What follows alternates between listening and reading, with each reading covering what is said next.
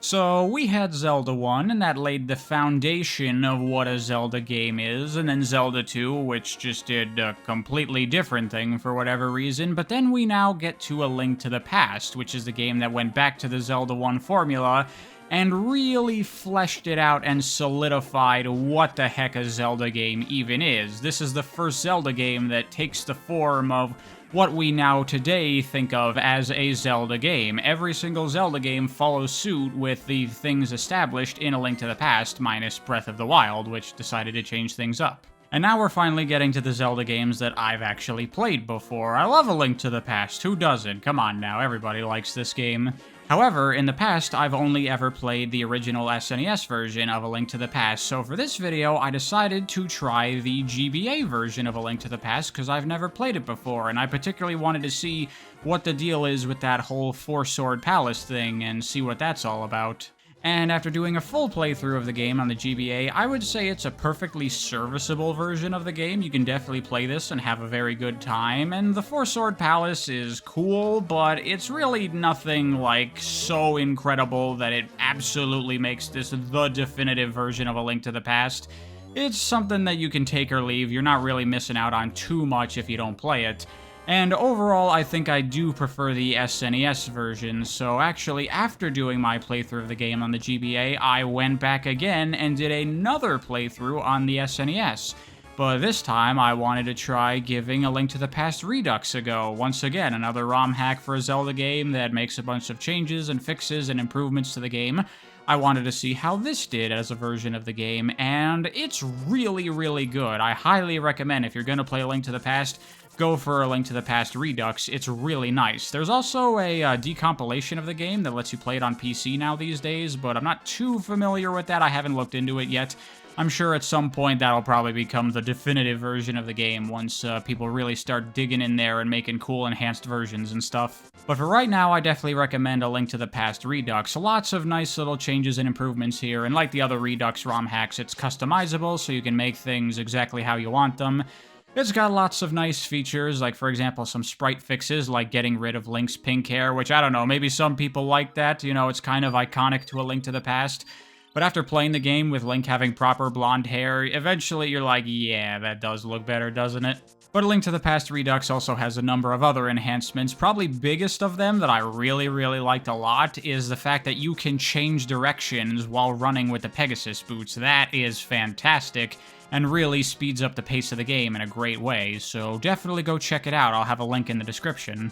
As for A Link to the Past itself, I mean, what really is there to say here? It's a fantastic game. It's basically like Zelda 1 Plus. It's just taking pretty much everything that the original Zelda 1 was doing and enhancing it in almost every single way. Right off the bat, the biggest thing coming off of Zelda 1 so recently and coming to this game is, oh, glorious diagonal movement, and I'm no longer locked to a grid. You know, that's a very, like, standard thing that we think of nowadays in games, but I'm not taking it for granted here after playing Zelda 1 and seeing what it's like having to play with such limitations. That's probably the biggest enhancement that A Link to the Past has over Zelda 1, is all of the wonderful improvements made to the core gameplay of the game. For example, enemies are now so much better to fight in this game because they have dramatically reduced the amount of randomness involved in enemy behavior. Now enemies actually have, like, AI patterns that you can actually, like, understand and perceive what the enemy is going to do and how they're going to behave. They don't just move and attack randomly for the most part, so you can actually fight them in a way that doesn't feel really shitty and stupid. That alone, combined with the enhanced movement of the game, immediately makes A Link to the Past so much more enjoyable on, like, a moment-to-moment basis than the original Zelda 1. It just feels great playing this game after coming off of that one. Plus, of course, the game being on the SNES is much more technically capable than the original Zelda was, and so there's a lot of stuff done in this game that just would not have been possible in Zelda 1, opening up lots of extra gameplay opportunities and cool stuff that can happen. You know, one small example of that is easy to overlook is the fact that you can now have screens that are larger than the actual screen space. Now the whole screen can scroll, and so you can have much bigger areas.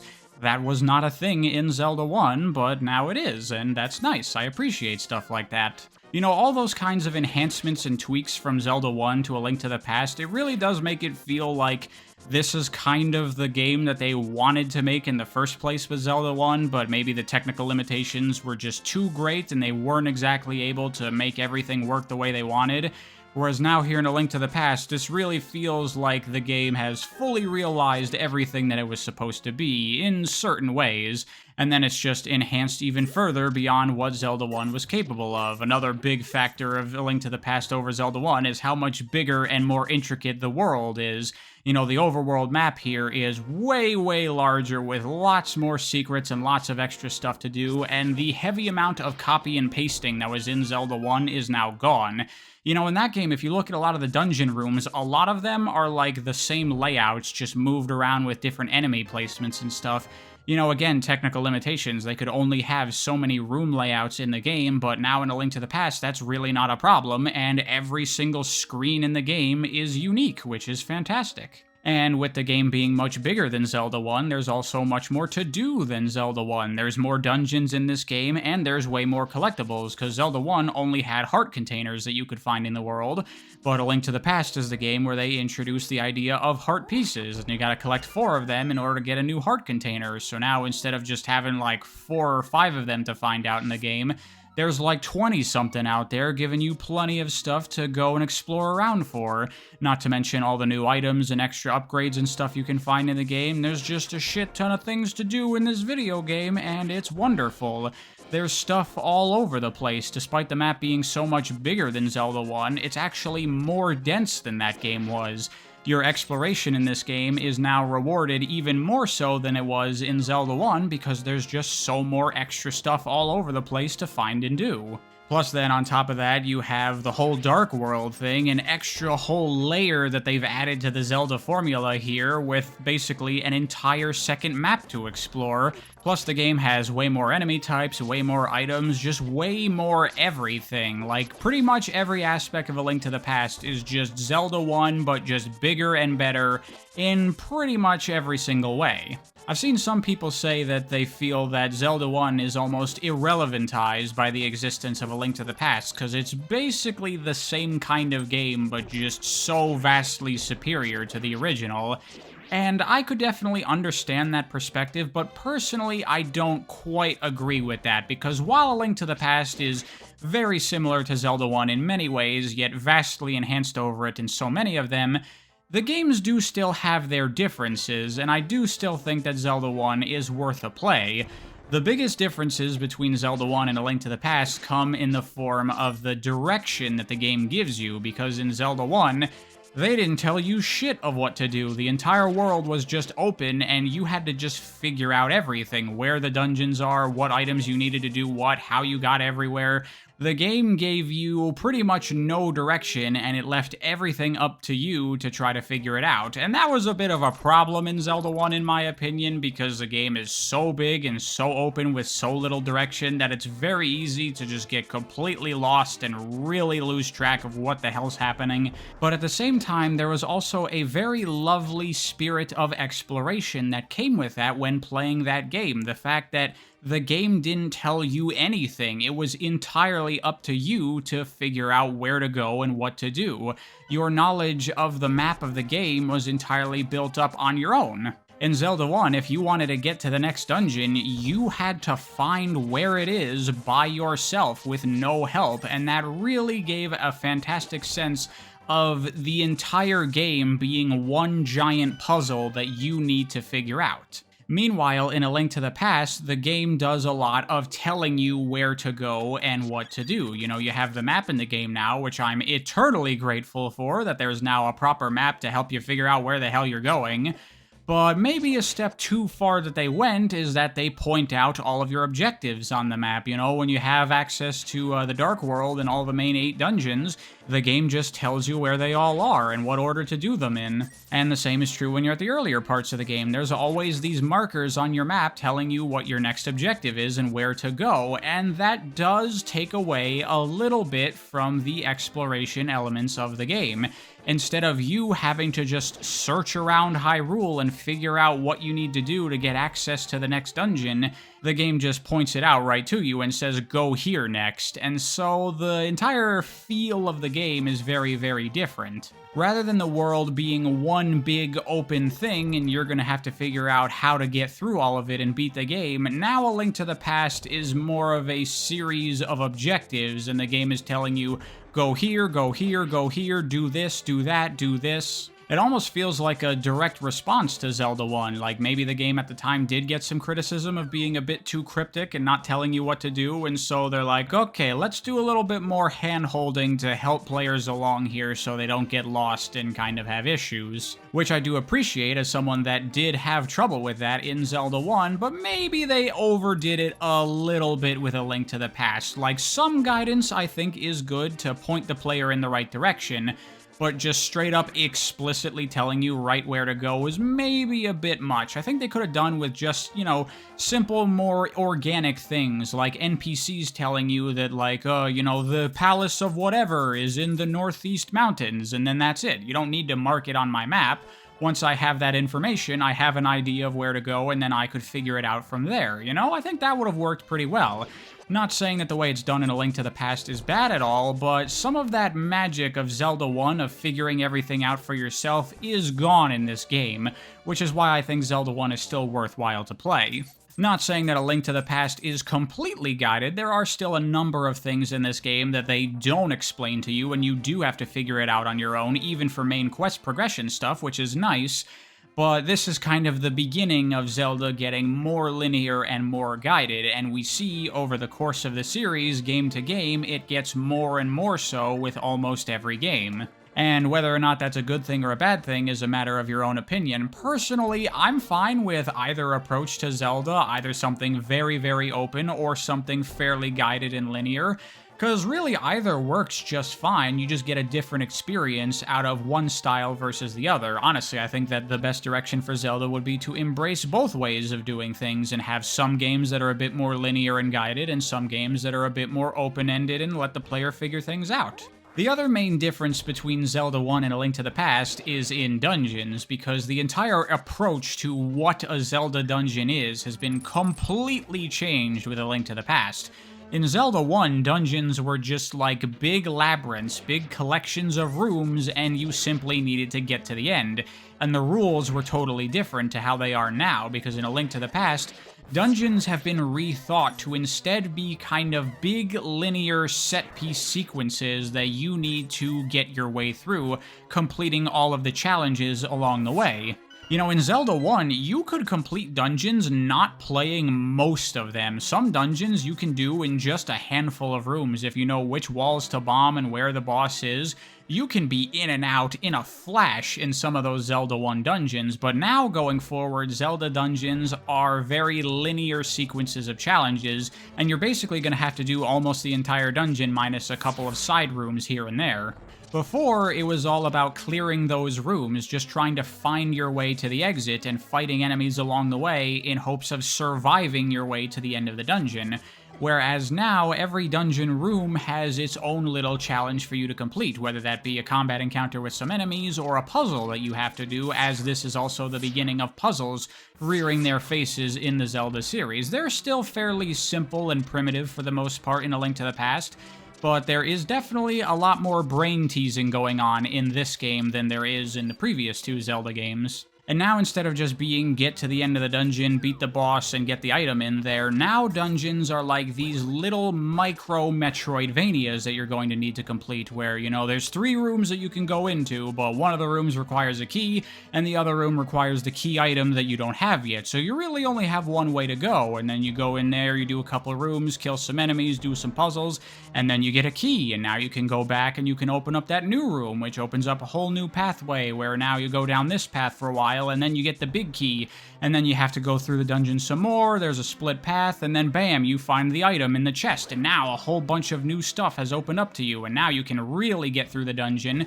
and then work your way towards the final boss room, and then clear that out. And that's really the structure of dungeons that Zelda follows suit going forward for the rest of the series. And just like with the amount of guidance in A Link to the Past versus Zelda 1, this change for dungeons could be considered a good or bad thing, just depending on what you like and what you prefer. Personally, I would probably say I'm more partial to this type of dungeon design, as they're much more intricate and interesting than the dungeons of Zelda 1. Zelda 1 dungeons can be very easily kind of flowcharted in terms of how you approach them. You walk in the room, you kill all the enemies, and then you walk into the next room, and you rinse and repeat that until you get to the end. You do have to keep in mind, you know, the layout and where you are specifically, and keep your eye out for secret passages and stuff, but that's pretty much all there is to Zelda 1 dungeons.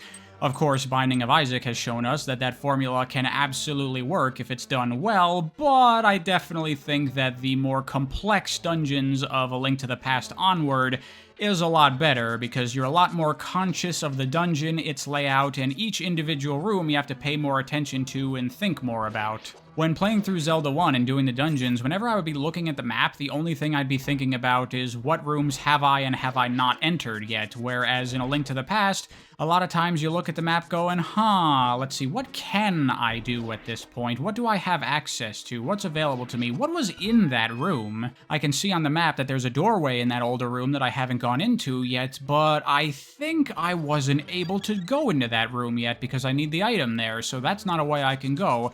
So where haven't I gone yet that I still can go? Where might that item be? And you know, there's a lot more thought processes like that. Like I said, going forward, dungeons in Zelda are kind of like micro Metroidvanias, and I love me a good Metroidvania, so I'm really down for that. So while A Link to the Past and Zelda 1 are very similar experiences in many ways, I would definitely say that the two games are different enough to warrant playing both of them for their different merits. In fact, this is probably going to sound weird, but despite the fact that I think that A Link to the Past is a much better game than Zelda 1, I actually think I like Zelda 1 more. Because as great as A Link to the Past is, the thing is, because there are so many Zelda games that follow the same structure and style of gameplay and design that A Link to the Past has, there are numerous Zelda games that are basically just like A Link to the Past, but are kind of just better in almost all regards. Like, A Link to the Past, in the context of Zelda as a series nowadays, it's just like a standard plain Jane Zelda game that's not as good as many later Zelda games. Whereas Zelda 1, while it's maybe not as good as the best of the best Zelda games out there, it is a very unique game that you're gonna get a very different experience than you are playing any other Zelda game. Does that make sense? You know, I don't want it to sound like I'm bad-mouthing A Link to the Past here. I really like the game. It's fantastic, of course. But, you know, it's generally, I think, a bit weaker than other Zelda games. There's a number of things about this game's design that I think are not particularly the best. Some of the dungeons and the puzzles in them can be kind of annoying, where there's a lot of, like, setting things up to be the right way that they need to be so you can go forward in a way that just results in a lot of backtracking and time wasting, rather than, like, interesting, complex puzzle solving. And also, all the dungeons in this game feel very, very similar to each other compared to later Zelda games. Like, each dungeon doesn't really have its, like, unique gimmicks that make it stand out from the other ones. They all use the same tools in terms of, like, the different types of obstacles and enemies and different interactable objects to make puzzles and stuff. It's all the same playbook in every dungeon in A Link to the Past, just in different arrangements, whereas in later Zelda games, every dungeon is generally much more unique with its own elements that really make it stand out, and A Link to the Past just doesn't really have that. And because of things like that, A Link to the Past is really one of my least favorite Zelda games, but don't take that the wrong way. I'm not saying it's a bad game or that I don't like it. It's a great game, but just one of my least favorites. I mean, we're talking about the Zelda series here, where so many games are like 10 out of 10 incredible. So, you know, a game that's like a 9 out of 10, that does make it one of my least favorites, you know? Oh, I almost forgot. One other change that I really like about A Link to the Past versus previous Zelda games are the boss fights. I think they are a lot better in this game than they were in the other Zelda games. And one particular aspect about them that I think makes them so much better is that they integrate the item that you get from the dungeon into the fight a lot more, and so does the dungeon itself overall. In Zelda 1, there were many items from the dungeons that you would get that you would never actually need it in the dungeon, and it was possible to complete the dungeon without getting the item, which would then force you to have to go back into the dungeon and search for it after completing it, and that's just really weird and awkward. So I think it's a much better improvement to now integrate the item into the dungeon so you're using it a lot just as soon as you get it, and then the boss fight works as like the final challenge to test your knowledge of how to use this new item. That's much better, it makes a lot more sense, and that's the way that they do things for the rest of the series going forward, which I definitely think is a major improvement. By the way, money has been brought back from Zelda 1, and they have done a pretty good job of addressing the problem that it had in Zelda 1. However, it kind of now almost has the opposite problem, in that there is so much money in this game that you get fucking everywhere for doing everything, that money is essentially an irrelevant factor. You pretty much always have a full wallet just walking around in this game, and the moment something costs any amount of rupees, you can just buy it right there on the spot. Which, I guess maybe that is just the product of the fact that I have been exploring thoroughly and doing everything I can to collect rupees, so I guess you could say that they work well as a proper motivator to get you to look for secrets and stuff. But it does kind of feel a little bit like there's too much money in the game now, to the point where money is essentially a non-factor in terms of you can always buy whatever you want and you never really need to fret about it ever. The only significant thing that you can spend your money on that's like really gonna impact your wallet is all the upgrades to your bomb and arrow capacity, but really, that does not fucking matter whatsoever. This is like the beginning of Zelda implementing features that really are pretty irrelevant when it comes to the game. Like, at the start of the game, you can only hold 10 bombs, and that is pretty limiting, but all you need is like 20 or 30, yet you can get up to like 50 bombs, I think, that you can carry, and that is way more than you're ever going to need ever playing through the game. I have no idea why they even enable you to increase the capacity that much, because it's so unnecessary. And there's a lot of stuff like that as we'll get further and further into the Zelda series, of like upgrades and extra features and stuff that really, really do not impact the game whatsoever. In fact, I'd argue having a limited capacity on things like bombs and arrows is one of those things, because how often do you actually run out of these things in these games? Not very frequently, it's relatively rare. And when you do, all you have to do is like kill a couple enemies or break some jars, and there you go, you got more bombs. So you never really practically run out in a way where it's actually going to matter. So what's even the point of having a limited capacity on these things? Plus, of course, there's the factor that everybody knows with Zelda, where there's a lot of items that you really don't use very much. You know, some items you use quite a bit, and then other ones you use the 1 or 2 times the game asks you to use it, and then never again. Some items, in fact, you might just never use throughout your entire playthrough, like the Bombo spell in this game. I used it like once, just kind of for the sake of using it, just to see what it did, and that was about it, because it's not actually very useful. That's definitely a problem that the Zelda series has had from the very beginning, and it took them quite a long time to address that problem, if they ever even really did. That's pretty much all I have to say about A Link to the Past as far as the game goes, but there's a couple of other topics I want to touch on. For example, the title of the game, A Link to the Past. That subtitle makes no goddamn sense whatsoever. That has nothing to do with anything in the game's story. The Japanese subtitle, Triforce of the Gods, that makes a lot more sense, because this is the first game that actually explains, like, what the heck the Triforce is. And the whole story is about Ganon getting his hands on the Triforce and Link having to get the Triforce and fix everything and make his wish at the end. Why the hell did they decide to rename the game to A Link to the Past, which has nothing to do with anything in the game? I have no idea, but they did.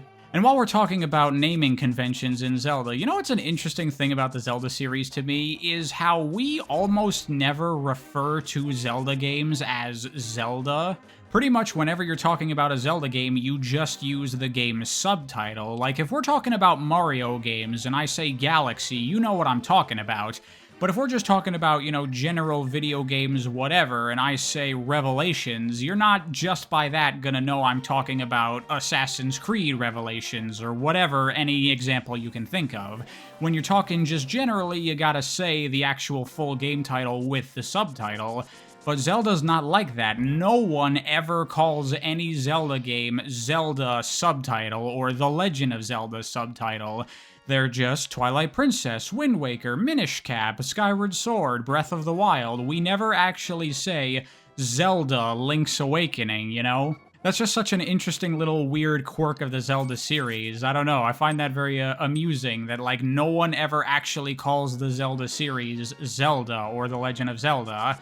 And also, Zelda 1 and 2 are kind of weird outliers in that way, because we do refer to those as Zelda 1 and Zelda 2. Despite the fact that Zelda 2 does have a subtitle, nobody calls it Adventure of Link. And of course, Zelda 1 doesn't have a subtitle, so we just call it Zelda 1. Although, interestingly, I recently found out that in Japan, Zelda 1 does have a subtitle. It's called The Hyrule Fantasy, which I think is kind of cool that every single Zelda game could have a subtitle, and we could refer to Zelda 1 as the Hyrule Fantasy, but, you know, no one's ever gonna fucking do that.